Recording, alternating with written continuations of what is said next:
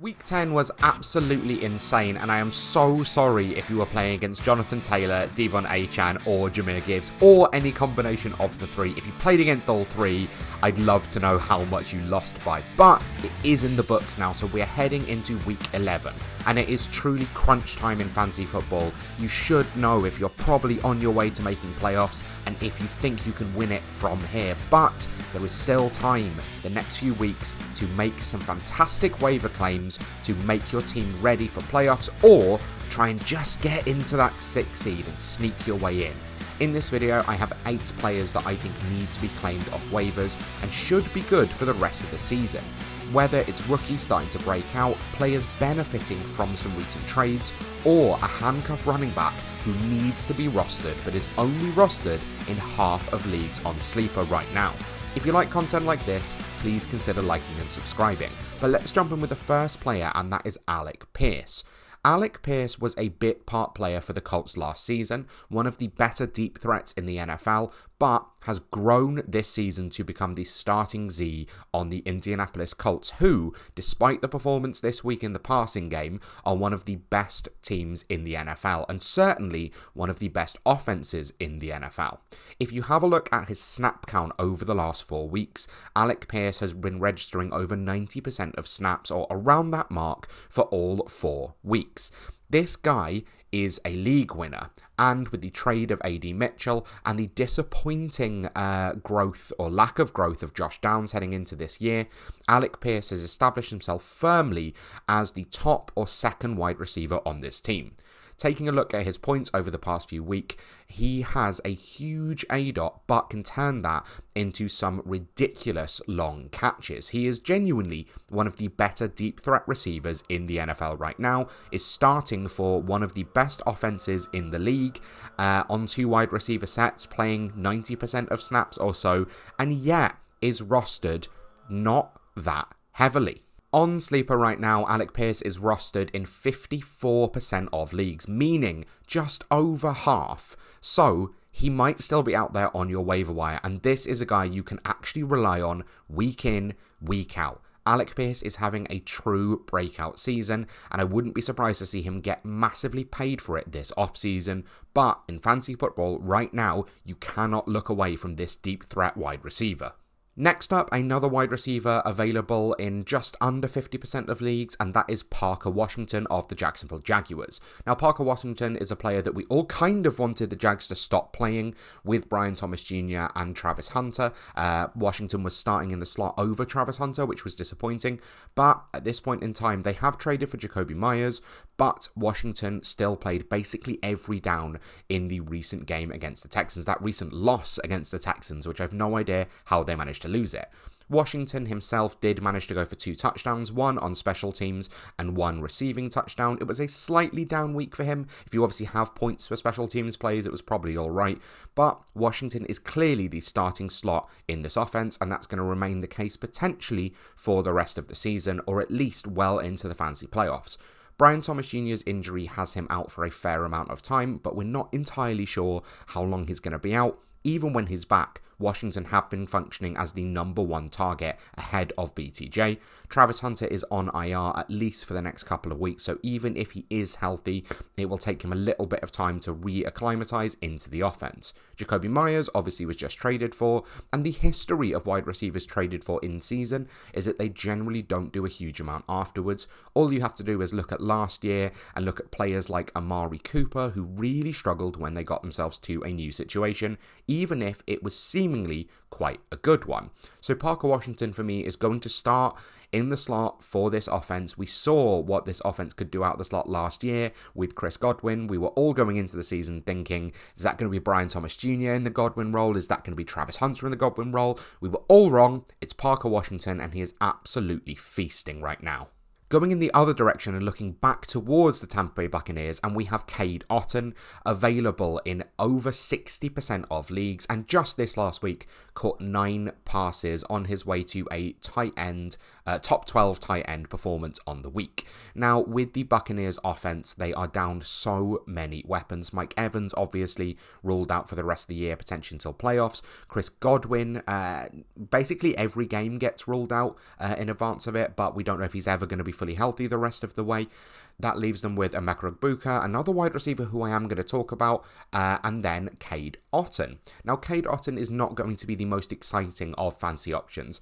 He doesn't do a huge amount with his targets. He's very much, really going to struggle getting yards after the catch. He's not particularly athletic. He is a big body for the red zone, but the target volume he's been seeing in the past few weeks is basically inarguable against. Cade Otton is going to be a stable top 12 option, maybe a low-end top 12 option, but still someone you need to be rostering and need to be looking to start. And especially in tight end premium leagues, when you are seeing 12 targets, 9 targets, really frequently hovering around that double-digit mark, if you can bring a bunch of them in, that is going to be huge if you are getting a little extra bonus for tight end catches. Sticking with the Tampa Bay Buccaneers offense, and Tez Johnson available in just under 50% of leagues on Sleeper, but has 4 touchdowns in his last 4 games. Now, Tez was a really interesting prospect coming out of Oregon, obviously incredibly undersized, but showed a lot of dynamism both in the return game and also functioning outside of the slot. A disappointing athlete, which doesn't really work when you are 5'7" and 150 pounds, but Tez has really showed some of that route running ability and some of that lateral explosion we were hoping for in limited playing time for the Bucs. As I was just saying, their wide receiver core is so down bad, and I forgot to even mention Jalen McMillan, who's been on IR or PUP since the beginning of the season. But Tez Johnson is doing fantastic work on limited opportunities. However, the more he's able to produce, the more he will see in this offense. And we know we want pieces of the Baker Mayfield offense, especially that starting slot who we know can feast with yards after the catch. But with 4 touchdowns in his last 4 games, Tez Johnson is easily worth a conversation as a flex option and someone with significant upside, because we know he can also function deep down the field and can take a screen pass underneath all the way to the house. We've seen him do it. Tez Johnson might be an outlier, but he is performing for fancy right now. He's not someone I'm particularly interested in the long term in Dynasty, but for 2025, I think this guy has a part to play down the stretch. If you like content like this, please consider liking and subscribing to the channel. There is so much more to come the rest of this season, and I am here to help you get ready for playoffs and bring home that championship. So click that one little button, join the rest of the way, and you'll be on course to bringing home that title. Brian Robinson was one of my favourite picks in fantasy this offseason, then was traded to the 49ers and has become essentially irrelevant, but at 33% rostered, he's someone you need to pick up. Now, obviously, having CMC's backup doesn't feel particularly exciting, but Robinson has rushed for 8 or more attempts the last 2 games and has scored touchdowns in both weeks. And when you look at his yards per carry across the season and across these last couple of opportunities, he is averaging a whole yard more per carry than CMC. Christian McCaffrey is never going to be taken off the field that often, but it's going quite under the radar how disappointing he's been in the running game. CMC's fantasy points are all coming in the receiving game and basically all coming from volume alone rather than huge explosive plays or particularly high amount of touchdowns. Brian Robinson at 33% rostered should be the priority backup running back that you need to be targeting, but he is also starting to carve out a bit of a job of his own. B-Rob has always been someone who is elite at physical, early down situations between the tackles and on the goal line. And if we are going to pick out flaws in CMC's game, these are probably going to be the areas you might want to spell him for someone else. So if CMC was to go down, considering he is seeing the highest workload of any running back in the NFL, maybe even any player in the NFL, I believe he's played more snaps than any other skill position player in the NFL to date. If CMC was to go down, B-Rob would be the number 1 waiver wire target. And obviously CMC has injury history, a lot of soft tissue injuries as well, which can be due to wear and tear and build up of playing a high volume of snaps, playing very physically. But even if CMC doesn't go down, Brian Robinson is actually in the flex conversation basically every week. So make sure that you go and get him before any potential CMC injury happens, because you can get him quite cheap now, but you guarantee if McCaffrey goes out of the game next week, he is going to be the #1 thumbnail picture on every single waiver wire video. I might have him as the thumbnail on this video as well, actually, so people know I was just in there a little bit earlier. I'm going to stick with the 49ers very briefly and just quickly mention Brandon Aiyuk, who is 50% rostered. Now, the 49ers receiving core has been, I was going to say their most beaten up unit this season, but I don't even know if that's true with the injuries they've had on the defensive line. But we basically haven't seen Aiyuk or Pearsall for the whole season. Well, we haven't seen Aiyuk. We've seen Pearsall 1 or 2 games here and there.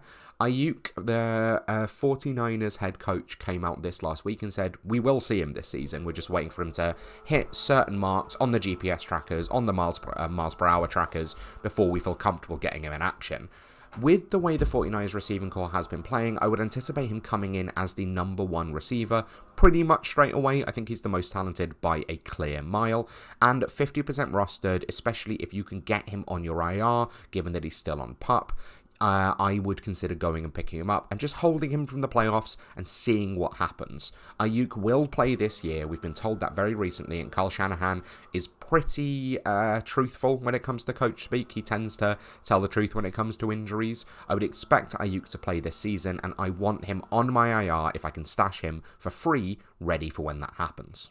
A quick mention if you are streaming quarterbacks going forwards, or maybe you are struggling with buys for the next week, and Aaron Rodgers is available in about 70% of one quarterback leagues on Sleeper. Obviously, Aaron Rodgers had a pretty down week this last week, but has had a bit of a resurgence on the Pittsburgh Steelers. The reason that I mention him is because if you are streaming your quarterbacks, he is playing the Bengals next week, and the Bengals are allowing the second highest fantasy points to the quarterback position. Aaron Rodgers, I would anticipate carving them up. I can see this one being a little bit of a barnstormer, a little bit of a exciting game, a lot of back and forth, which is basically how every Bengals game goes. But the reason I mention is I don't really want Aaron Rodgers too much in season long, but if you need a quarterback for next week with bye weeks approaching, picking up the quarterback playing the Bengals is always a good way to go, and he is available pretty much in one quarterback leagues. Superflex, you might struggle, but for a 1 week rental off the waiver wire against the Bengals, definitely someone I'd be looking at. The final player that I want to talk about is Darius Slayton. Now, Slayton did get a little bit banged up in the loss to the Bears last night, but at 51% rostered on Sleeper, and with Russell Wilson probably starting this next week, with Jackson Dart now in concussion protocol, Slayton is the player I would be looking towards. Wan'Dale Robinson has been the more consistent producer in the passing game for the Giants this year, and I think is probably the better wide receiver of the pair, but Slayton pairs up much better with Russell Wilson's skill set, and I think you can anticipate them increasing that ADOT and passing the ball deeper down the field, which is where Darius Slayton thrives. Again, not someone I'd be looking at season long, but if you are desperate for a flex play or need a huge Hail Mary shot with someone you want to potentially catch a couple of deep touchdowns, you can do much worse than Darius Slayton off the waiver wire heading into week 11.